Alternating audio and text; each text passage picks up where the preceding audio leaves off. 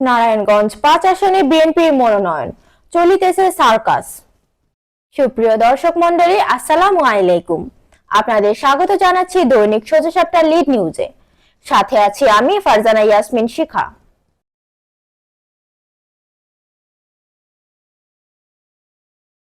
নেতাদের একের পর এক সিদ্ধান্ত, বক্তব্য ও অবস্থান পরিবর্তনের কারণে নারায়ণগঞ্জ ৫ আসনে বিএনপির তৃণমূল নেতা কর্মীরা চরম বিভ্রান্তির মধ্যে পড়েছেন। কে পাচ্ছেন দলের চূড়ান্ত মনোনয়ন, আর কাকে ঘিরে আগামী জাতীয় সংসদ নির্বাচনের প্রস্তুতি নিতে হবে, এই দ্বিধাদ্বন্দ্বের সদর ও বন্দর এলাকার বিএনপি রাজনীতি এখনো এক অস্থির অবস্থার মধ্যে দিয়ে যাচ্ছে। মাঠের কর্মীরা বলছেন, এই অনিশ্চয়তা আর নাটকীয়তা রাজনীতি তাদের সাংগঠনিক শক্তিকে দুর্বল করে দিচ্ছে এবং সাধারণ ভোটারদের মাঝেও নেতিবাচক বার্তা যাচ্ছে। আগামী জাতীয় সংসদ নির্বাচনকে কেন্দ্র করে নারায়ণগঞ্জ ৫ আসনে বিএনপির মনোনয়ন ঘিরে যে নাটক শুরু হয়েছে তা দিন দিন নতুন নতুন মোড় নিচ্ছে। এই আসনে শিল্পপতি ও ক্রীড়ানুরাগী মাসুদুজ্জামান মাসুদের মনোনয়ন ঘোষণার মধ্য দিয়েই মূলত এই অস্থিরতার সূচনা। মনোনয়ন ঘোষণার পরপরই মহানগর বিএনপির ভেতরে প্রকাশ পায় তীব্র অসন্তোষ।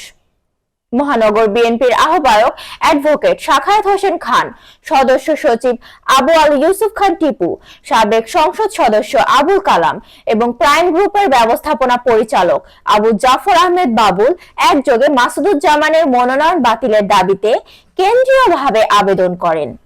এতে করে দলীয় ঐক্যের বদলে বিভাজনের চিত্র আরো স্পষ্ট হয়ে ওঠে। পরবর্তীতে কেন্দ্রীয় নির্দেশনায় ঢাকা বিভাগীয় সহ সাংগঠনিক সম্পাদক নজরুল ইসলাম আজাদের আয়োজিত এক সমাবেশে সদস্য সচিব টিপু প্রকাশ্যে মাসুদুজ্জামানকে মেনে নেওয়ার ঘোষণা দেন। কিন্তু সেই ঘোষণার পরও মহানগর ও তৃণমূল পর্যায়ের পূর্ণ ঐক্য গড়ে ওঠেনি। স্থানীয় নেতাকর্মীদের মতে, প্রকাশ্যে সমর্থনের কথা বলা হলেও ভেতরে ভেতরে অসন্তোষ থেকেই গেছে। এই টানাপোড়েনের মধ্যেই গত 16 ডিসেম্বর নারায়ণগঞ্জ প্রেস ক্লাবে আকম্বিক সংবাদ সম্মেলন ডেকে সবাইকে চমকে দেন মাসুদুজ্জামান মাসুদ। তিনি সেখানে নিজের ও পরিবারের নিরাপত্তার শঙ্কার কথা তুলে ধরে ঘোষণা দেন তিনি নির্বাচনে অংশ নেবেন না এবং মনোনয়নপত্রও কিনবেন না। তার এই ঘোষণায় পুরো নির্বাচনী এলাকায় নতুন করে আলোড়ন সৃষ্টি হয়। অনেক নেতাকর্মী এটিকে চূড়ান্ত সিদ্ধান্ত হিসেবে ধরে নিলেও কেউ কেউ এটিকে কৌশলগত পদক্ষেপ বলেও মন্তব্য করেন। মাসুদুজ্জামানের এই ঘোষণার পরপরই এলাকায় গুঞ্জন ছড়িয়ে পড়ে। মনোনয়ন প্রত্যাশী আবু জাফর আহমেদ বাবু তার নির্বাহী কার্যালয়ের অনুসারী নেতাকর্মীদের মিষ্টি খাইয়ে আনন্দ প্রকাশ করেছেন। বিষয়টি মহানগর বিএনপির একটি অংশের মধ্যে ক্ষোভ সৃষ্টি করে এবং বিভ্রান্তি আরো বাড়িয়ে দেয়। এদিকে মাসুদুজ্জামানের সরে দাঁড়ানোর ঘোষণা যখন বেশিরভাগ নেতাকর্মী হতাশ, তখন মহানগর বিএনপির আহ্বায়ক অ্যাডভোকেট সাখাওয়াত হোসেন খান ভিন্ন সুরে কথা বলেন। তিনি বলেন, দলের সিদ্ধান্তের বাইরে কেউ নয় এবং শেষ পর্যন্ত কেন্দ্রীয় সিদ্ধান্তই সবাইকে মানতে হবে। তার ঘনিষ্ঠদের মতে সাখাওয়াত হোসেন খান মনে করেন, এই আসনে শক্ত ও ঐক্যবদ্ধ নেতৃত্ব ছাড়া নির্বাচন জেতা সম্ভব নয়।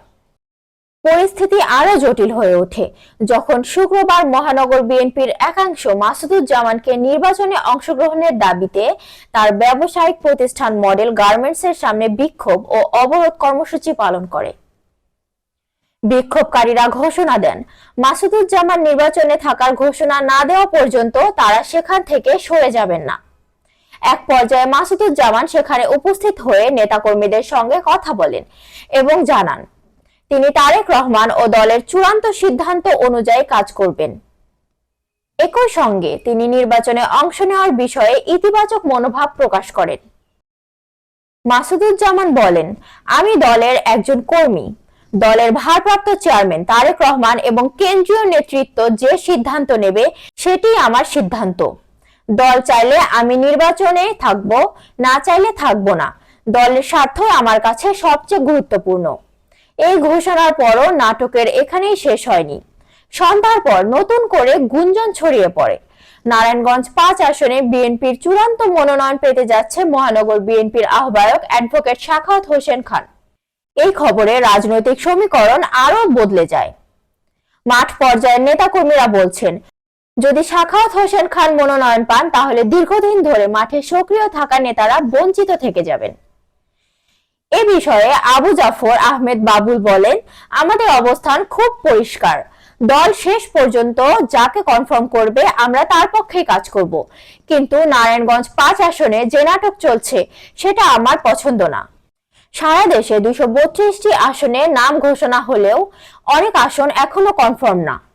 এই আসনে যা হচ্ছে চাইলে আমিও করতে পারতাম।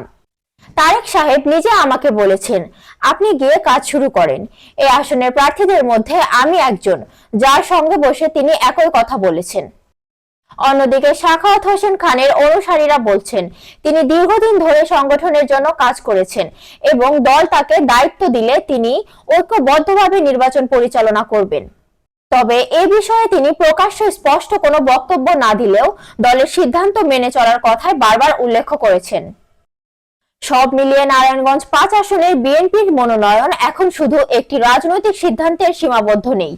নেতাদের কর্মকাণ্ড, পাল্টাপাল্টি বক্তব্য আর গুঞ্জনের রাজনীতিতে তৃণমূল বিএনপির বারবার বিপর্যস্ত হচ্ছে। এই সার্কাসের শেষ কোথায় গিয়ে দাঁড়াবে এবং শেষ পর্যন্ত কাকে ঘিরে নির্বাচনী মাঠে নামবে বিএনপি, সেটাই এখন এই আসনের সবচেয়ে বড় প্রশ্ন।